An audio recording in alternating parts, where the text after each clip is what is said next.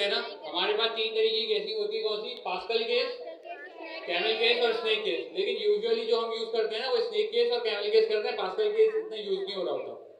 ठीक है, तो हमने यहाँ पे कैमल केसिंग के हिसाब से यहाँ पे रोबोटो नेम रख दिया उसका, या आप इसको स्नेक केस कह लें। अगर इसके अंदर दो सेगमेंट्स होते वेरिएबल के नेम में तो हमें पता लगता, सही से डिफरेंशिएट होता कि क्या ये कैमल केस है या स्नेक केस है।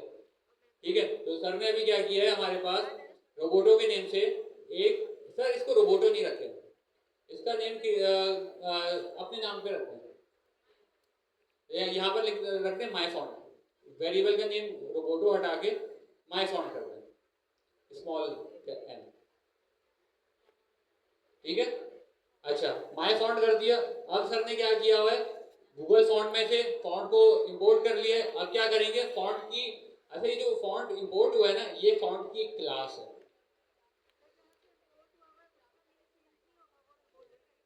नहीं नहीं नहीं, वो जो है देखें, जब आप किसी भी कंपोनेंट को एक्सपोर्ट करते हैं उसी नेम से इंपोर्ट करते हैं ना। कभी भी हम ये चीज नहीं करते कि जो हमने चीज, क्योंकि आप यहाँ पर देखें इंपोर्ट के अंदर फर्स्ट लाइन के अंदर कौन सी इंपोर्ट है, डिफॉल्ट इंपोर्ट है या नेम्ड इंपोर्ट है? दो तरीके के होते हैं ना भाई हमारे पास, एक डिफॉल्ट एक्सपोर्ट होती है और एक नेम्ड एक्सपोर्ट होती है। नेम्ड एक्सपोर्ट में सेम वही नेम होना चाहिए जो कि आपने दिया हुआ था वहां पे। डिफॉल्ट एक्सपोर्ट के अंदर आप नेम चेंज कर सकते हो, आपके ऊपर है। तो इस वाले केस में नेम्ड इंपोर्ट है तो हम नेम चेंज नहीं कर सकते, नेम बिल्कुल वही रहेगा। अच्छा, आपने रोबोटो की क्लास कॉल कर दी, वहां पे पैरेंथेसिस बना दिए। अब इसको ना कुछ पैरामीटर्स चाहिए होते हैं आपसे। एक मिसाल है कि भाई आपको कौन से, एक मिसाल है फॉन्ट है, आपके पास कौन कौन सी ऐसे कैरेक्टर्स हैं जिसके ऊपर फॉन्ट अप्लाई हो सकता है। इंग्लिश लिखते हो आप, फॉन्ट अप्लाई हो सकता है। उर्दू लिखते हो, फॉन्ट अप्लाई हो सकता है। फिर मैथमेटिकल कैरेक्टर्स हैं आपके पास, सिग्मा का साइन हो गया, एम्फिसिलिन हो गया, बहुत सारे होते हैं। तो उसके अंदर आपको क्या करना होता है कि जो है ना, आपको ये चीज बतानी है इस फॉन्ट को कि भाई क्या करना है आपने। यूजुअली सबसेट्स के अंदर आप क्या बताते हो, उसके अंदर बता देते हो कि भाई कौन कौन सी चीजों के ऊपर मैं इस फॉन्ट को अप्लाई करना चाहता हूँ। तो यहाँ पर आप एक एरे पास करोगे और एरे के अंदर क्या करोगे, स्ट्रिंग के अंदर लिख दोगे लैटिन। लैटिन जो होता है वो यूजुअली किसके लिए अप्लाई होता है, वो ज्यादातर सारी चीजों के लिए यूज होता है, लेकिन इंग्लिश के जितने भी कैरेक्टर्स हैं ना वो सारे इसके अंदर अवेलेबल हैं। एट द रेट वगैरह ये सारे साइंस वगैरह भी इसके अंदर आते हैं। क्लियर है? अच्छा, लैटिन हो गया, कंट्रोल एस। वेट हटाइएगा एक दफा, हटा दें। एरर क्यों आ रहा है?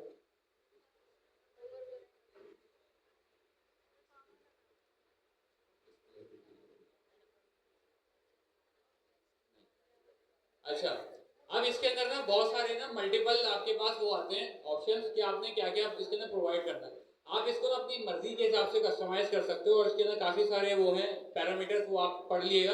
लेकिन इसके अंदर दो होते हैं जो कि जो है ना ज्यादा आपके पास रिक्वायर्ड होते हैं। एक तो हमने दे दिया सबसेट्स, अपने इसके बता दिया। अब आपने इसको बताना है वेट। तो अब आप इसके अंदर वेट के अंदर जाएंगे और वेट के अंदर क्या करेंगे, एरे पास करेंगे और एरे के अंदर वेट्स बता देंगे कि भाई कौन कौन से वेट इसके अंदर अप्लाई करने हैं। अब आप स्ट्रिंग के अंदर इसके अंदर दोगे। अच्छा, इसके अंदर सारी चीजें स्ट्रिंग के अंदर होगी, लैटिन भी स्ट्रिंग में लिखा मैंने।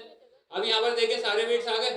इंटेलिजेंस ने मुझे बता दिया ये किस चीज की इंटेलिजेंस है,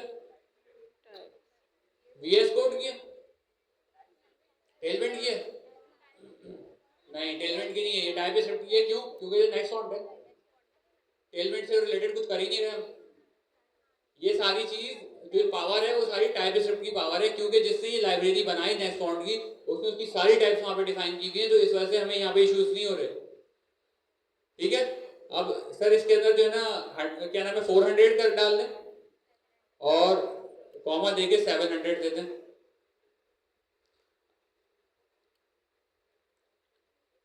ठीक है, और आप जितने चाहे इसके अंदर रख सकते हैं, जो जो अवेलेबल है वो सारे भी आ सकते हैं इसके अंदर, तो सब डाल दें। या तो फिर आप एक काम कर सकते हैं कि इसके अंदर जो आपकी रिक्वायर्ड हो आप वो सिलेक्ट करें। सिर्फ आप जितना कम सिलेक्ट करेंगे आपका पैकेज साइज भी उतना कम होगा।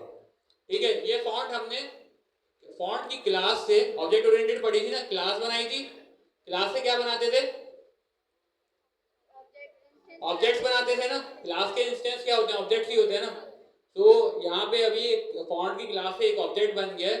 अब बस हमें क्या करना है, इस फॉन्ट को अपनी जो HTML है उसके साथ एम्बेड करना है। अब वो कैसे करते हैं हम सर, वो करके दिखाइएगा। दोबारा समझाता हूँ। देखिए हमारे पास फॉन्ट था, हमने फॉन्ट इंपोर्ट कहाँ से किया? नेक्स्ट फॉन्ट से कर लिया फॉन्ट को इंपोर्ट। अब फॉन्ट की क्लास है हमारे पास। अब फॉन्ट के अंदर तो बहुत सारे ऑप्शंस थे ना, हमें तो कस्टमाइज्ड वाला चाहिए था। एक मिसाल है उर्दू के अंदर रोबोटो लगाना है तो कुछ और लिखना पड़ता होगा इसके अंदर। अब वो मुझे नहीं पता क्या लिखना पड़ता है। ग्रीक लैंग्वेज भी होती है, उसके लिए क्या लिखना पड़ता है वो भी आप देख लीजिएगा। लेकिन मैं चाह रहा हूँ कि एक ना स्पेसिफिक फॉन्ट उठाकर लाऊं जो मुझे चाहिए कस्टमाइज करके, बाकी की फालतू चीजें नहीं चाहिए मुझे अपने फॉन्ट के अंदर। कि भाई वो उर्दू के लिए कैसा दिखता है मुझे नहीं चाहिए, मुझे सिर्फ इंग्लिश के लिए फॉन्ट चाहिए। लेकिन उसकी जो क्लास है उसमें तो सब कुछ डिफाइंड है, ऐसे ही है। तो अब हमने क्या किया, उस क्लास से एक ऑब्जेक्ट बना लिया कस्टमाइज करके अपने हिसाब से। वो कहां पर आके सेव हुआ? कहां पे सेव हुआ वो? माय फॉन्ट के अंदर सेव हो गया मेरा फॉन्ट आगे। बस अब इसको एम्बेड करना है ना अपनी HTML के अंदर। सर स्क्रॉल डाउन कीजिएगा नीचे। अच्छा ठीक है, अब हम क्या करेंगे, सिंपल सी ना इसको क्लास नेम के अंदर पास कर देंगे। एक्सपोर्ट की नीड ही नहीं है, हम तो सेम फाइल के अंदर काम कर रहे हैं। एक्सपोर्ट की नीड थोड़ी है। एक्सपोर्ट कब करेंगे? जब किसी और फाइल में यूज करेंगे। हमने बॉडी के ऊपर क्यों दे रहे हैं कि हर जगह पे अप्लाई हो जाए। अब आप लोगों ने इसको देखना है कि आपने इस फॉन्ट को कहाँ कहाँ अप्लाई करना है।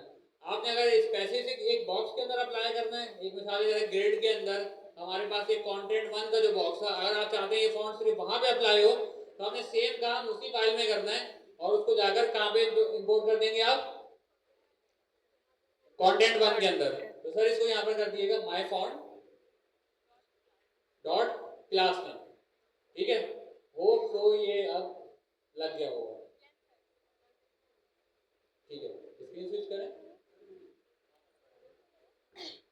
सर, ब्राउजर पे जाना पड़ेगा आपको। देखें यहाँ पर स्क्रीन के ऊपर अगर आप ये देखें ना लेफ्ट साइड के ऊपर, तो फॉन्ट कौन सा लग गया है? रोबोटो लग गया है।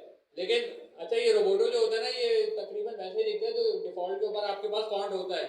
लास्ट टाइम भी इसके अंदर क्या हुआ था कि वो इंटर का फॉन्ट जो मैं लिख रहा था वो लगा नहीं था, लेकिन वो नजर आ गया था। अच्छा इसके अंदर क्या करें, आप लेआउट के अंदर आए सर, रोबोटो सेरेफ के नीचे होता है, वो थोड़ा सा ना डिफरेंट दिखता है। ऊपर से पहले इंपोर्ट करें अंडरस्कोर।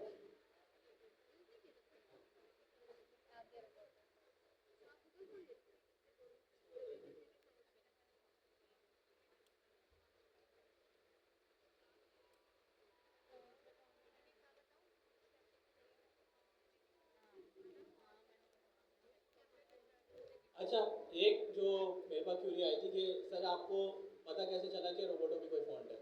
तो आप एक काम करें, गूगल पे जाएं। कैसे पता चला कि कहाँ के रोबोटो भी कोई फॉन्ट होता है? हमें तो नहीं पता ना। तो आप एक काम करेंगे, गूगल पे जाएंगे, यहाँ पे लिखेंगे गूगल फॉन्ट्स, सही है? सर मतलब नेक्स्ट भी गूगल से ही ले रहा था। एग्जैक्टली, मैं वही बता रहा हूँ, सही है। गूगल फॉन्ट्स पे गए, पहला है क्या, सही है। यहाँ पे आएंगे तो ये आपके पास ना, नीचे आओ, ये देखो, ये आपके पास ना मल्टीपल फॉन्ट्स बता रहे हैं, रोबोटो भी बता रहा है, उसके नीचे कोई भी आ रहा है। ये आपके पास ना मल्टीपल फॉन्ट्स आते हैं। अब क्या होता है, पहले क्या तरीका होता था, पहले नेक्स्ट.जेएस में आप जाके एक्सटर्नली ना यहाँ से लिंक कॉपी करते थे, पेस्ट करते थे। नेक्स्ट.जेएस ने आपको एक नया फीचर प्रोवाइड कर दिया। नेक्स्ट.जेएस ने बोला अगर तुम्हें गूगल के फॉन्ट लगाने हैं ना, तो मैंने तुम्हें ऑलरेडी एक पैकेज दे दिया है। तुम्हें अगर कोई भी फॉन्ट समझ आ जाए, तुम जाओगे गूगल फॉन्ट्स के ऊपर, वहां से फॉन्ट का नाम उठा लोगे। अच्छा, यहाँ पे सर्च फॉन्ट के ऊपर जाके करो पॉपिंस, सबसे best of the best font है पॉपिंस, PINS आ गया। पॉपिंस लिखा, मेरे पास पॉपिंस का फॉन्ट आ गया, ठीक है। अब मुझे पता है पॉपिंस मौजूद है गूगल के अंदर। अब दोबारा कोड के ऊपर जाओ, कुछ नहीं करना है। यहाँ पे जहाँ पे रोबोटो आ रहा होता है ना, रोबोटो की जगह पे आप आगे क्या लिख दोगे, पॉपिंस, ठीक है बेटा। अब जैसे इसने पी लिखा, उसने पॉपिंस का इंटेलिजेंस मुझे दे दिया, ठीक है। यहाँ पे भी आप आके पॉपिंस चेंज कर दोगे, ठीक है। अब मुझे कैसे पता चलेगा इसके अंदर कितने वेट्स आ रहे हैं? वेट मैंने आपको आई स्टेटमेंट में बताया था कि सबसे छोटा जो होता है वो 100 होता है। 100 का मतलब क्या होता है, सबसे थिन, और 900 का मतलब क्या होता है, सबसे ज्यादा फैट वाला फॉन्ट होता है। अब मैं क्या करूंगा, मैं दोबारा गूगल उस पे आऊंगा, गूगल फॉन्ट पे आऊंगा। अब नीचे आओ, आगे जाओ। अब ये देखें, थोड़ा सा ऊपर करें। अब ये देखें, आपको ना ये साइड में दिखा रहा होगा कि लेफ्ट साइड पे देखना थिन, ये दिखा रहा होगा जो बता रहा है 100 आ रहा है। थिन किस 500। अब इसी तरीके से नीचे आओ, आते जाओ, इसमें 200 भी अवेलेबल है, 300 भी अवेलेबल है, 400 भी अवेलेबल है। नीचे आते जाओ, एंड के ऊपर आओगे तो ये 100 से लेके 900 तक आपको अवेलेबल हो जाएगा। बाज़ औक़ात एक और फॉन्ट होता है लेडो। लेडो के अंदर बाज़ औक़ात ये होता है कि 100 200 अवेलेबल है, 400 अवेलेबल है, 300 नहीं है, 700 अवेलेबल है। तो ये आप क्या कर सकते हो, आपको यहाँ पे आके फेड्स भी पता लग जाएंगे, यानी आपको और चीज़ करने की ज़रूरत नहीं है। अब दोबारा कोड में जाओ, अब आपको कौन कौन से वेट्स अप्लाई करने हैं, आप यहाँ पर आ जाओगे, यहाँ पर आके आप डिफाइन करोगे। जैसे मैंने बोला यहाँ पे मुझे 100 अप्लाई करना है, 100 लिख दो वेट्स के अंदर। अब एक और फॉन्ट ऐड करना है, मुझे ऐड करना है 300, तो मैं किस तरह ऐड करूँगा, कॉमा लगाऊंगा, एरे जिस तरह देते हैं हम एरे के अंदर देंगे, ठीक है। ये 300 आ गया। अब सेव कर दो इसको। अच्छा नीचे आओ, हाँ बस सेव कर दो। अब हम जाके देखते हैं कि ये इसने ऐड करा या नहीं करा। अब मैं जब जाके देखूंगा अपने इसके ऊपर, कोड के ऊपर,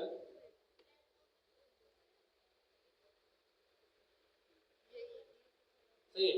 अब देखिएगा फॉन्ट का थोड़ा सा वो चेंज हो गया है, फॉन्ट थोड़ा सा फ्लैट स्ट्रेच टाइप का हो गया है। और अगर मैं राइट साइड पे आके देखूँ ना, तो राइट साइड पे आपको पॉपिंस नजर आ रहे हैं, पॉपिंस के साथ कुछ अंडरस्कोर करके नीचे देखेगा लेआउट के अंदर कुछ एक्स्ट्रा चीजें लगी हुई आ रही हैं।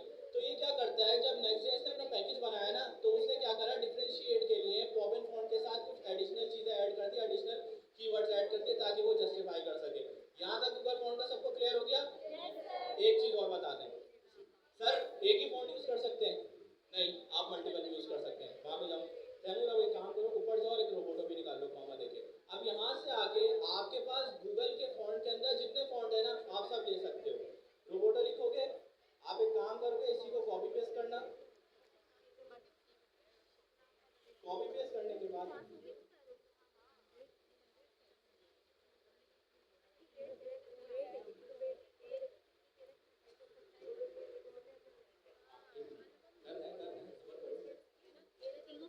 रोबोटो भी इंपोर्ट कर लेंगे, ठीक है। आपने रोबोटो इंपोर्ट कर लिया, ठीक है। अब आप यहाँ पे आगे सिर्फ रोबोटो का नाम लिख दोगे और सारी चीजें सेम ऐसी रहेंगी। सेम रहने के बाद आप क्या करोगे, एक फॉन्ट आपने बॉडी में यूज कर लिया, अगर आपको दूसरा फॉन्ट हो सकता है हेडिंग में, क्योंकि बाज़ औक़ात ये होता है कि आप वेबसाइट या वेब ऐप बनाने चाहते हो, उसके अंदर क्या होता है कि आपके पास दो फॉन्ट लास्ट में यूज होते हैं। तो आपके पास क्या सोल्यूशन आ गया कि आप एक काम कर सकते हैं कि यहाँ पे आके दूसरा फॉन्ट यूज कर सकते हैं। यहाँ तक सबको क्लियर हो गया फॉन्ट्स का? ठीक है। लैटिन क्या है, देखिए हमारे पास ना ABCD से लेके कैपिटल स्मॉल ABCD हो गई हमारी। लैटिन के अंदर क्या क्या आते हैं, आपके 0 से लेके 9 तक के डिजिट्स आ रहे हैं पूरे, ठीक है। स्पेशल कैरेक्टर्स आपके कीबोर्ड के अंदर जितने होते हैं, तो ये सबको ना उसने एक छोटे से नाम में कन्वर्ट कर दिया, उसका नाम क्या है, लैटिन आ गया, ठीक है। अब ये आपके लैटिन के अंदर आपके जितने भी सारे कैरेक्टर होंगे ना, इसके ऊपर आपका फॉन्ट अप्लाई होगा। यहाँ तक क्लियर हो गया? इसके अलावा और भी चीज़ें होती है, सिलेंड्रिक टेक्स्ट होता है, वो बाकी होता है। अब क्या होता है, हमारे पास चाइनीज भी लैंग्वेज होती है। चाइनीज के लिए एक अलग टाइप का होता है, लैटिन यूज नहीं होता है। आई गेस मेरे हिसाब से सिलेंड्रिक टेक्स्ट यूज होता है। तो उसके हिसाब से आपको चीज़ों को डिफाइन करना होता है कि ये फॉन्ट जो है चाइनीज के ऊपर इस तरीके से अप्लाई हो, रशियन लैंग्वेज के ऊपर इस तरीके से अप्लाई हो। ये क्लियर हो गया सबको? उर्दू भी हो जाएगा इसमें।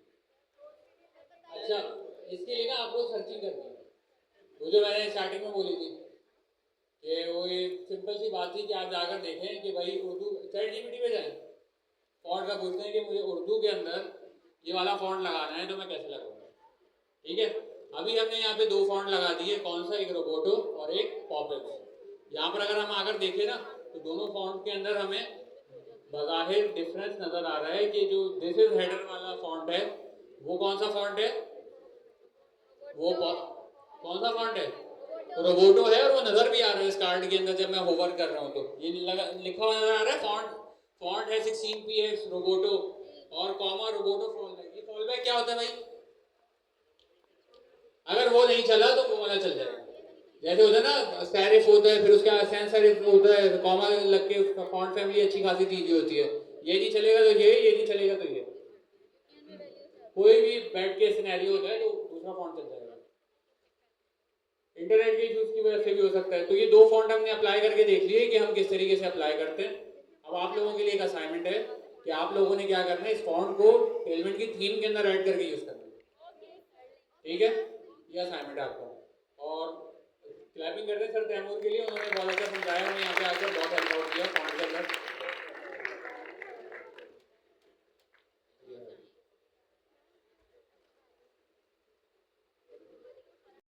उसके बाद आप 10 दफा खोलेंगे, जब तक घंटे अंदर से आप कैश क्लियर नहीं करते ना, जब तक वो फॉन्ट सेव रहेगा।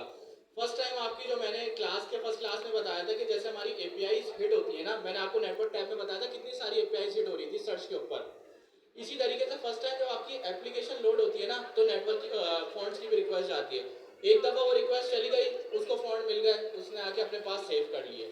सेव करने के बाद आप उसको लाख दफा रिफ्रेश कर लोगे ना, जब तक आप कैशे क्लियर नहीं करते अपना, जब तक वो फॉन्ट आपके पास सेव है। यहाँ तक क्लियर हो गया?